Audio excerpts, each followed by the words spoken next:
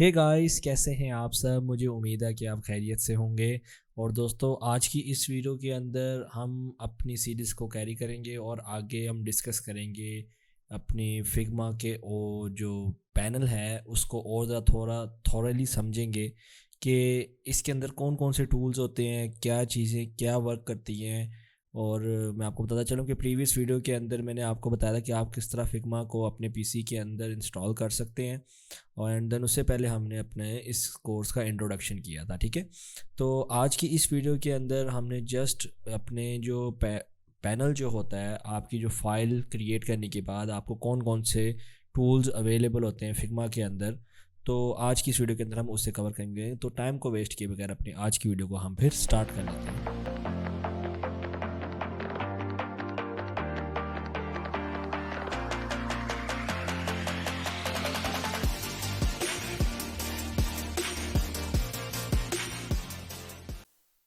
दोस्तों, वीडियो शुरू करने से पहले हमेशा की तरह आपसे रिक्वेस्ट करूंगा, अगर आप मेरे चैनल पर नए हैं और चैनल को सब्सक्राइब नहीं किया हुआ तो उसे सब्सक्राइब कर लें और उसके साथ वाले बेल आइकन को ज़रूर प्रेस कर दीजिएगा ताकि मैं फ्यूचर में कोई भी वीडियो लेकर आऊँ तो उसका नोटिफिकेशन आपको मिलता रहे। तो आइए मूव करते हैं फिग्मा की तरफ। अच्छा, तो लास्ट वीडियो के अंदर हमने यहाँ तक जो है अपने फिग्मा को मुकम्मल कर लिया था, समझ लिया था कि यहाँ तक ये कैसे बनेगा, कैसे आप इस पैनल तक आ सकते हैं। तो अगर आपने वो वीडियो नहीं देखी हुई तो जाके आप ज़रूर देख लीजिए ताकि आपको यहाँ तक आने में कोई भी मसला ना आए, ठीक है। तो अब मैंने यहाँ पे वो लास्ट वीडियो में बताया था आप टीम्स कैसे क्रिएट कर सकते हैं, एंड देन उसके बाद आप फाइल्स की लिमिटेशंस क्या हैं और वगैरह वगैरह इस तरह की हम चीज़ें डिस्कस की थी। आज हम अपनी न्यू फाइल को क्रिएट करते हैं, तो मैं यहाँ पे न्यू डिज़ाइन फाइल पे क्लिक करूँगा और यहाँ पर मेरे पास एक अनटाइटल के नाम से एक फ़ाइल क्रिएट हो जाएगी, ठीक है। और हमने आज ही के इस वीडियो के अंदर हमने इन सारे के सारे पैनल्स को एक ओवरव्यू लेना है कि ये काम क्या होता है इनका और ये क्यों आपके क्या कहते हैं यहाँ पे पैनल पे क्यों दिए गए हैं और इसकी क्या क्या यूजेज हो सकते हैं, ठीक है। तो आइए सबसे पहले मूव करते हैं। तो सबसे पहले अगर आप यहाँ पे देखें तो आपको यहाँ पे मेन मेन्यू का एक आइकन आ रहा होगा जिसके अंदर आप अगर क्लिक करते हैं तो आपके पास फर्दर ऑप्शंस आ जाते हैं। ये जस्ट लाइक अगर आप फ़ोटोशॉप के यूज़र हैं तो आपको फ़ोटोशॉप से भी कुछ एक इस तरह की मिली जुली कुछ चीज़ें आपको देखने को मिलेंगी। फ़ाइल मतलब आप न्यू डिज़ाइन फाइल क्रिएट कर सकते हैं, फिग्मा जैम की फ़ाइल एक न्यू क्रिएट कर सकते हैं, स्केच फाइल एक क्रिएट कर सकते हैं, प्लेस इमेज नॉर्मली फ़ोटोशॉप के अंदर सबसे ज़्यादा ये भी टूल यूज़ होता है। आपने कोई भी अपने कंप्यूटर से कोई भी इमेज को प्लेस करना हो अपने किसी भी डॉक्यूमेंट के अंदर तो वो यहाँ पर आप इजीली प्लेस कर सकते हैं। Save local copy version history, ये सारी चीज़ें। अब ये वो चीज़ें अगर मैं एक एक चीज़ को अगर आपके साथ डिस्कस करने बैठूँगा तो ये तो बहुत ज़्यादा ऑप्शंस हैं, ठीक है। तो फ्यूचर में जब हम ऐप बिल्ड करेंगे तो आपको इन सारी की सारी चीज़ों का आहिस्ता आहिस्ता पता लगता रहेगा और ये चीज़ें आप ख़ुद भी एक्सप्लोर कर सकते हैं। तो ये बहुत कोई इतना मुश्किल काम नहीं है ये। अब इसे एक दफ़ा एक्सप्लोर करके देख लीजिएगा और यहाँ पे कुछ ना समझ आए किसी चीज़ की तो आप मेरे से कमेंट सेक्शन में बात कर सकते हैं। मैं आपको कोशिश पूरी करूँगा कि आपको कमेंट सेक्शन में आपके तमाम क्वेश्चंस का आंसर करूँ, ठीक है। एंड देन उसके बाद हमारे पास यहाँ पे ये सारे कुछ प्लगइन्स हैं, विजेट्स, प्रेफरेंसेस, लाइब्रेरी, इस तरह करके ये सारे ऑप्शंस अवेलेबल हैं। हम मूव करते हैं जो हमारा के मेन टूल है, यहाँ पे आपके पास आता है move tool and scale tool. Move tool आपके कोई भी ऑब्जेक्ट को मूव करना हो या आपके किसी फ्रेम को मूव करना हो तो उसके लिए मूव टूल यूज़ होता है, ठीक है। इसको बेहतर एक्सप्लेन करने के लिए मैं यहाँ पे अब एक फ्रेम लूँगा या मैं कोई यहाँ पे ये रेक्टेंगल टूल से एक रेक्टेंगल बना लेता हूँ और अब यहाँ पे आप ये देखेंगे ऑटोमेटिक रेक्टेंगल बनाने के बाद ये मूव टूल की तरफ आ गए। तो अब आप यहाँ पे देख सकते हैं कि ये मूव टूल से मैं इसके प्रेफरेंसेस को भी चेंज कर सकता हूँ और इसकी पोजीशंस को भी चेंज कर सकता हूँ, ठीक है। और देन उसके बाद इसको मैं यहाँ से इसकी रीसाइजिंग भी कर सकता हूँ, ठीक है। तो मूव टूल का ये एक फ़ायदा होता है और स्केल टूल भी तकरीबन ऐसा ही काम करता है लेकिन थोड़ा इसमें फ़र्क आ जाता है।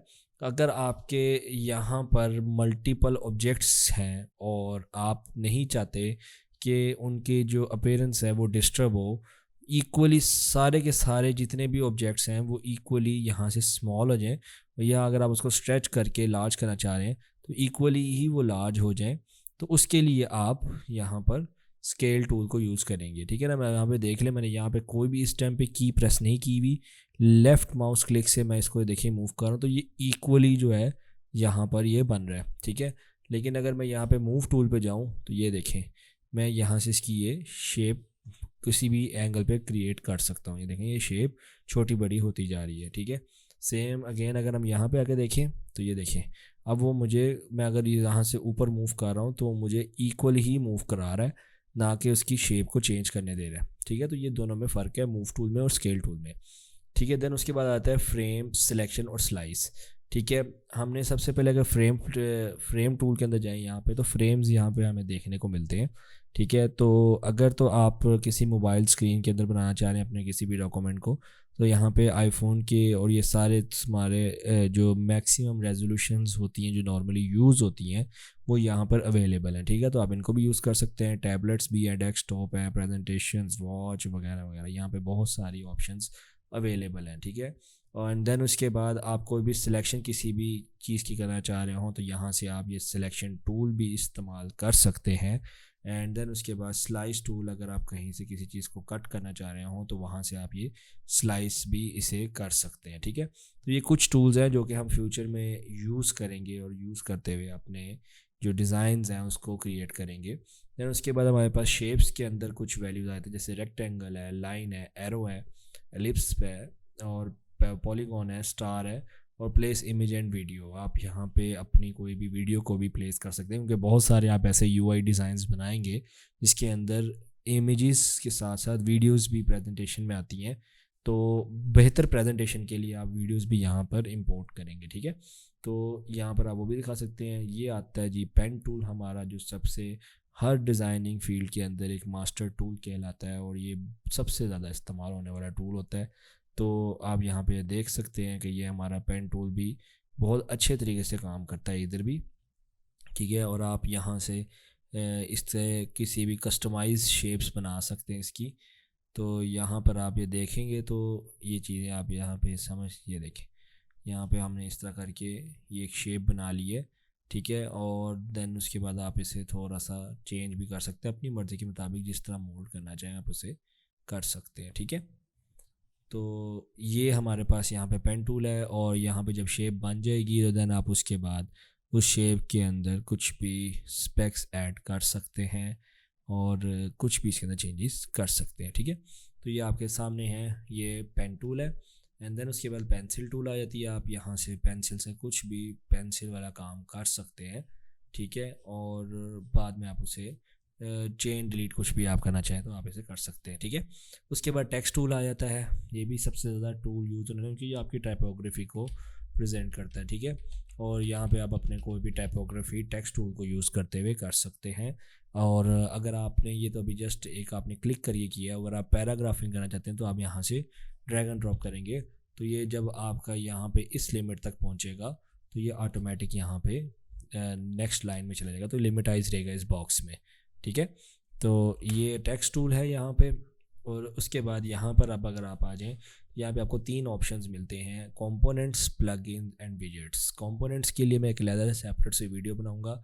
एक ये बहुत ज़बरदस्त चीज़ है फिग्मा के अंदर, और तो थोड़ा सा कम्प्लेक्स है लेकिन मुश्किल नहीं है। अगर आप ये सीख लेते हैं कंपोनेंट्स के ऊपर काम करना, तो आप बहुत सारी एनिमेशंस और बहुत सारी चीज़ों को आप क्रिएट कर सकते हैं, अपनी प्रेजेंटेशंस को इतना खूबसूरत बना सकते हैं जिसकी हद कोई नहीं, ठीक है। तो बहुत अच्छा काम हो सकता है, आपने बस कंपोनेंट्स के ऊपर आपने वर्किंग करनी है और इसको बेहतर से बेहतर करना है। तो इसके ऊपर फर्दर वीडियोस भी लेकर आता रहूँगा, कंपोनेंट्स को यूज़ करते हुए आप कौन कौन सी एनिमेशन, क्या क्या चीज़ें आप क्रिएट कर सकते हैं। तो ये फ्यूचर वाली वीडियोस के अंदर हमारा होगा इंशाल्लाह। तो अभी के लिए मैं जस्ट आपको कंपोनेंट्स का एक छोटा सा ओवरव्यू देता हूँ। तो कंपोनेंट्स होते हैं कि अगर आप कोई भी ऑब्जेक्ट को, यहाँ पे ये देखें, ये कंपोनेंट का आइकन होता है। आप यहाँ से कंपोनेंट को क्रिएट करते हैं। फर्स्ट करें, मैं यहाँ पे ये कहता हूँ जी कि ये मेरा बटन है, मैं एक बटन को क्रिएट किया है, ठीक है। और मैं चाहता हूँ जी कि ये मेरे पूरे डॉक्यूमेंट में इकट्ठा चलता रहे, मतलब कि यही एक बटन यूज़ होता रहे। और अगर मैं ये मास्टर बटन का कलर चेंज कर दूँ तो पूरे के पूरे मेरे डिज़ाइंस में ये बटन जो है वो उसका भी कलर चेंज हो जाए। फॉर एग्ज़ाम्पल मैं यहाँ पर इसका एक कॉपी ले लेता हूँ, और अगर फ़र्ज़ करें कि ये मेरा मास्टर कंपोनेंट है और इसका कलर भी ये ऑफ वाइट है, और यहाँ पे जो मैंने अगर फर्दर पूरे अपने डिज़ाइंस के अंदर मैंने यूज़ किए हैं यहाँ पे ये बटन, उन सब का भी कलर ऑफ वाइट है, तो जब भी मैं कलर इस अपने मास्टर कंपोनेंट का चेंज करूँ तो मेरा बकायों का भी कलर ऐसे ही चेंज हो जाना चाहिए। मुझे ये ना करना पड़े कि मैं बारी बारी सबको जाके सेलेक्ट कर रहा हूँ बटन्स को, उनका कलर चेंज कर रहा हूँ। एक मास्टर कंपोनेंट हो और एंड देन उसके बाद उसका मैं कलर चेंज करूँ, उसके कोई भी चेंजेस करूँ उसके अंदर, तो बकाया कंपोनेंट्स के जो उसके चाइल्ड कंपोनेंट्स हैं उनके अंदर चेंज आ जाए। तो कंपोनेंट्स एक बहुत ज़बरदस्त चीज़ है, हम फ्यूचर में ज़रूर डिस्कस करेंगे, लेकिन अभी के लिए इसको यहीं पे रोक देते हैं क्योंकि फर्दर डिस्कस करेंगे तो वीडियो बहुत लेंथी हो जाएगी और बोरिंग भी हो जाएगी। तो इसके लिए अलग से वीडियो करेंगे। अभी आगे आते हैं प्लगइन्स। यहाँ पे प्लगइन्स एक जैसे कि आप समझ लें कि आपके वर्किंग को 20x फास्टर कर देती है, बहुत ज़्यादा हेल्प करते हैं आपकी बहुत सारी चीज़ों में प्लगइन्स।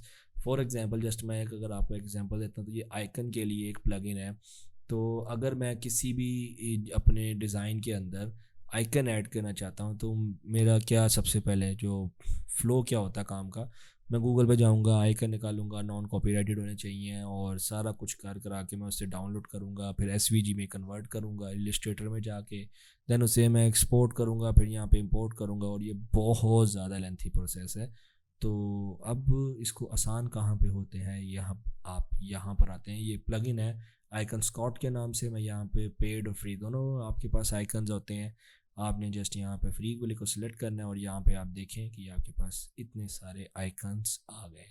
जस्ट आपने आइकन पे क्लिक करना है और इंसर्ट कर देना है और आप यहाँ पे देखें ये आपका आइकन यहाँ पर आ गया है। ठीक है, अब आप इस आइकन को यूज़ कर सकते हैं कि अपने यूआई डिज़ाइन के अंदर। मैं इसको कंट्रोल जी कर देता हूँ, के प्रेस करके यहाँ से मैं इसको, आप फिर से देख लें स्केल टूल है, ठीक है, तो मैं यहाँ से इसको स्केल करूँगा ताकि ये इक्वली स्केल हो और मैं इसको अपने इस बटन में भी किसी भी जगह पर यूज़ कर सकता हूँ। ठीक है, तो ये आपको प्लगइन्स बेनिफिट्स देते हैं। ठीक है, विजेट्स वाला जो सेक्शन है वो भी हम फ्यूचर में डिस्कस करेंगे। इसके अंदर फर्दर आपके पास बहुत सारी ऑप्शंस आ जाते हैं जहाँ से आप क्या कहते हैं कोई भी डिज़ाइन को या किसी की भी चीज़ों को बनाए हुए को आप अपने अपने डिज़ाइन में इंपोर्ट करके यूज़ कर सकते हैं। तो बहुत सारी इसमें चीज़ें आ जाती हैं विजेट्स के अंदर भी, लेकिन हम वो फ्यूचर में देखेंगे। ठीक है, उसके बाद यहाँ पर ये आपके पास हैंड टूल आ जाता है, यहाँ से आप इसको मूव कर सकते हैं।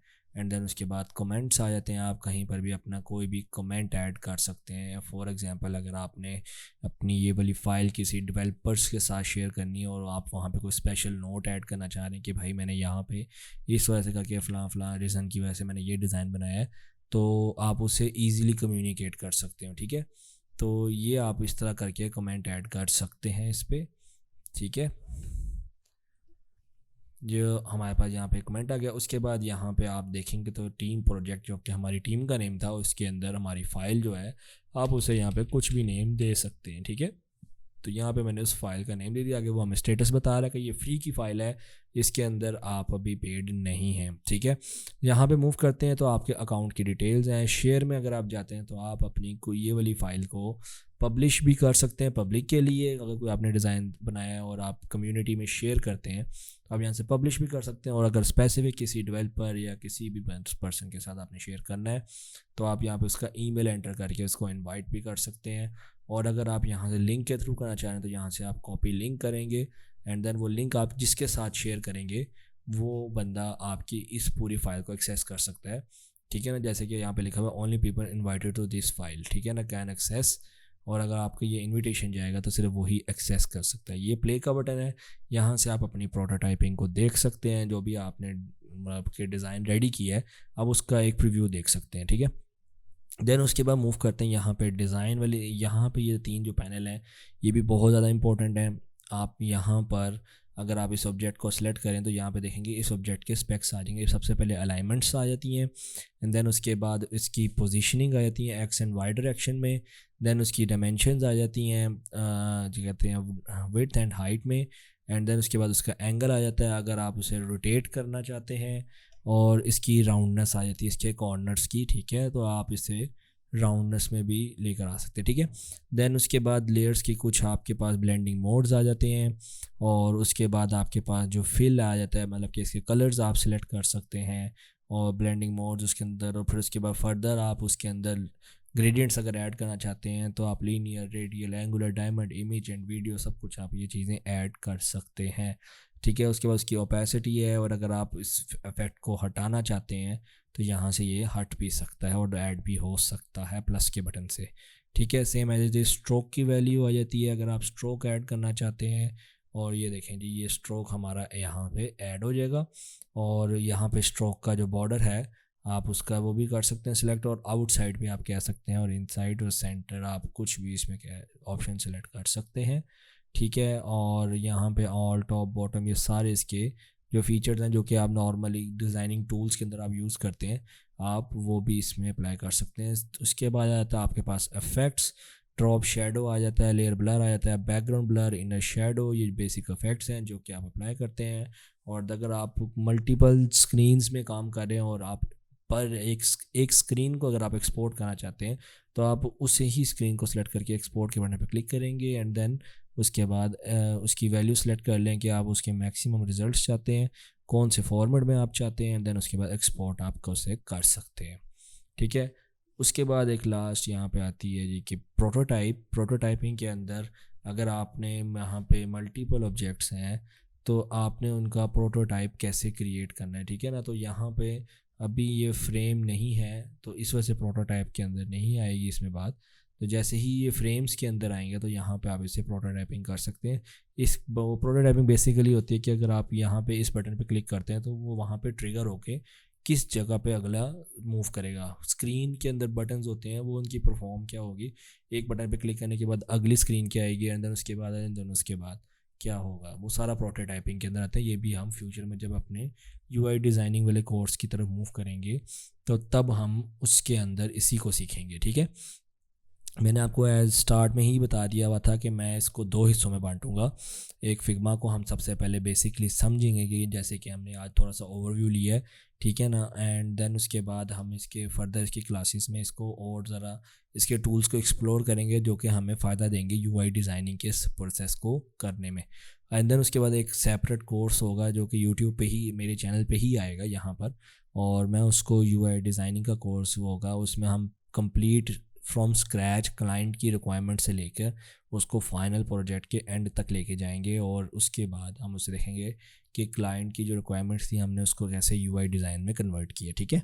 तो वो एक प्रॉपर कोर्स बनेगा, वो भी इसी के फ़ौरन बाद ही बनेगा। पहले फिग्मा को हम कवर करेंगे देन उसके बाद जाएंगे। उसके बाद अगर आपने यहाँ पे लास्ट थिंग है जी इंस्पेक्ट, अगर आप ये एक बस समझ लें कि फिग्मा की सबसे ज़्यादा डिमांड भी इसी वजह से होती है, डेवलपर्स इसको पसंद इस वजह से करते हैं।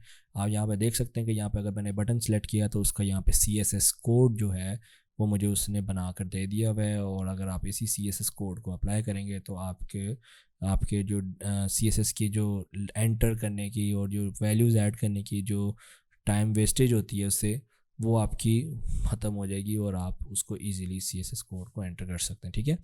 ठीक है, तो iOS एंड्रॉयड दोनों के लिए भी आप यहाँ पे उसका कोड आप यहाँ पे देख सकते हैं। अगर iOS की या एंड्रॉयड की ऐप बनानी है तो उसके लिए क्या क्या वैल्यूज़ यहाँ पे रखी जाएंगी, ठीक है। तो ये फिग्मा के अंदर बहुत सारी फैसिलिटेशन हैं और बहुत ज़्यादा आसान कर देता है फिग्मा इस चीज़ों को, ठीक है। तो मुझे उम्मीद है कि आपको आज की वीडियो पसंद आई होगी। अगर पसंद आई है तो इसको लाइक करना मत भूलिएगा। अगर कोई क्वेश्चन है तो कमेंट सेक्शन में मेरे से पूछ सकते हैं, और अगर अच्छी लगी है तो अपने दोस्तों के साथ शेयर करना मत भूलिएगा। मिलते हैं नेक्स्ट वीडियो के अंदर। Goodbye friends.